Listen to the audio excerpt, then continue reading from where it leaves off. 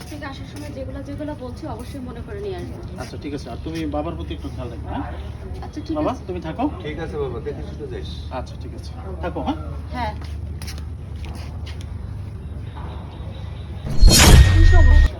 হ্যাঁ কি সমস্যা? এখানে বসে বসে গান্ডা পিন্ডা গিলতে গিলতে শরীরটারে তো বানাইছেন একবার হাতির মতো। বাড়িতে কি কোনো কাজকর্ম করা যায় না, নাকি সেইগুলো আপনার করতে মন চায় না? বৌমা, এই বয়স আমি কি করব? ওহো, এখন তো কাজ করার মতো বয়স নেই আমার। ও কাজ করার মতো বয়স নেই, 3 বেলা 3 ওয়াক্ত প্লেট ভরে গিলার অভ্যাসটা আছে না? শোনেন, আমার সংসারে থাকতে গেলে না আপনাকে কাজকর্ম করেই খেতে হবে, আর সেটা যদি না পারেন না তাহলে এই বাড়ি থেকে বের হয়ে যাবেন।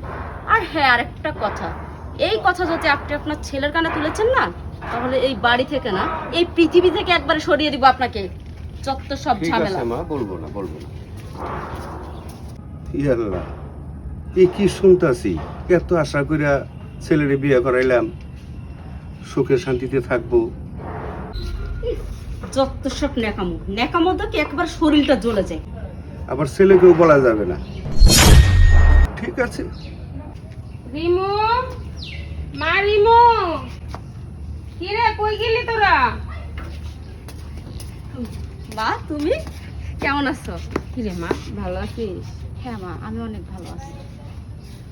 আম্মা কখন আসলেন? আসসালামু আলাইকুম। ওয়ালাইকুম সালাম। ভালো আছেন? আলহামদুলিল্লাহ। তোমরা ভালো আছো তো? হ্যাঁ ভালো আছি। আমাকে বসতে দাও। হ্যাঁ হ্যাঁ, মা বসো। বসেন।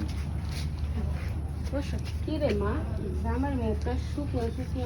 না না আম্মা, কোনো সমস্যা নেই, রাতে একটু জ্বর ছিল তো, ঠিক হয়ে যাবে, সমস্যা নেই। এই তুমি দাঁড়িয়ে আছো কেন? তুমি, আম্মু অনেকদিন পরে আসছে, আমার জন্য কিছু খাবার দাবারের ব্যবস্থা করো।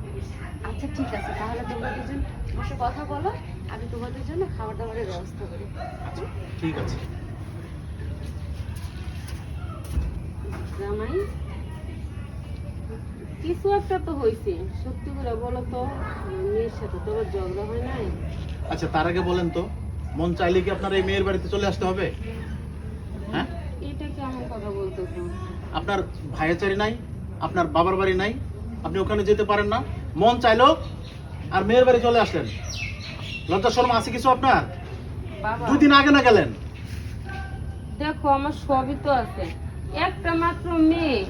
এই মেয়ের কাছে যদি আমি না আসি তাহলে তো আমার পরানটা ছটফট করে। তাই তো চলে আসি রে বাবা। দেখতেই তো পারতেছেন আমরা অনেক সুখে আছি, তো আপনি আমাদের মাঝে সুখের মাঝে আইসা শুধু শুধু আমরা বিশৃঙ্খলা করেন। হ্যাঁ হাই হাই, এটা তুমি কি কো বাবা? আমি আবার তোমার সংসারে কিসের বিশৃঙ্খলা করলাম? কারণ আমি তো তোমাদেরকে দেখতে আসি, আর আসার সাথে সাথে কত সম্মান করলাম, এখন আমার অপমান করতেছো। অপমানের কিছু না, আপনার আসলে লজ্জা নাই, তা না হলে হুট করে 2 দিন আগে গেলেন, এখন আবার চলে আসছেন। বাবা, রিমু কি এসব জানে তুমি আমার সাথে এরকম দুর্ব্যবহার করতেছো? পরে জানাইতে হবো কেন? আমার সংসার, যা করার আমি করবো, পরে জানাইতে হবে এমন কোনো কথা আছে? এত কিছু বুঝি না, আপনি আজকাই এই বাড়ি থেকে বের হয়ে যাবেন। আমি যে আপনার এই বাড়িতে আসতে দেখি না, মনে থাকে যেন কথাটা। দুলাল, তুমি কি করছো এগুলা? তোমার সাহস কি করে হয় তুমি আমার মাকে এভাবে অপমান করছো? হ্যাঁ, আমি যা সে করছি- আমার মা, তোমার শাশুড়ি, অতএব আমার মাকে সম্মান দিয়ে কথা বলবে তুমি। আমি যা করছি ভাববে চিন্তাই করছি। হ্যাঁ, চিন্তা করছো মানে? আমার মায়ের বাড়িতে আসার সাথে সাথেই তুমি কি শুরু করছো এগুলা? কেন করছো? আমি এই কৈফিয়ত তোমার কাছে দিতে বাধ্য নই। আমি তোমার ঘরের বউ, তুমি আমার কাছে কৈফিয়ত দিবে না তো অন্য মানুষের কাছে কৈফিয়ত দিবে? প্রয়োজন হলে তাই দেব, তারপরেও আমি এটার জবাব এখন দেব না। আচ্ছা ঠিক আছে, যেহেতু আমার প্রশ্নের কোনো জবাব তোমার কাছে নাই, আমিও তোমার সংসার করতে চাই না।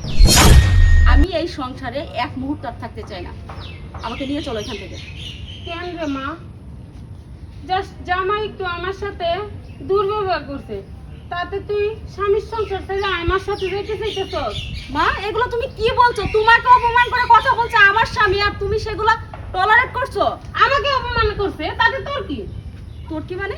আমার আমার কিছু না, তুমি আমার মা, আর আমার স্বামী তোমাকে অপমান করছে, আর সেটা আমি চেয়ে চেয়ে দেখবো? বাহ বাহ বাহ বাহ বাহ, আমি তোর মা, আমাকে জামাই অপমান করছে, তাতে তোর গা জ্বলে বলে একবার ছাই হয়ে গেছে। আর যখন তার বাবাকে তুই অপমান করিস, ঠিক তেমনি করে তার বাবাও তাকে এরকম মানুষ করছে। তাই যখন তখন তুই তার সামনে বা তার অজান্তে তার বাবাকে তুই অপমান করতে পারিস না। সে তোর বাবার মতো। আসলে মা আমার ভুল হয়ে গেছে, আমি এরকমটা আর কখনো করব না, তুমি আমাকে মাফ করে দাও। আসলে আমি এতদিন যা করছি ভুল করছি, তোমরা আমাকে মাফ করে দিও। দেখ, মাপ আমাদের কাছে না, যার সাথে তুই অন্যায় করছিস তার কাছে ক্ষমা চা। যাই হোক রিমু, তুমি যে তোমার ভুলটা বুঝতে পারছো এতেই আমি খুশি। জামাই, তোমার বাবা কোথায়? বাবা হ্যাঁ, জি। এদিকে আসো তো।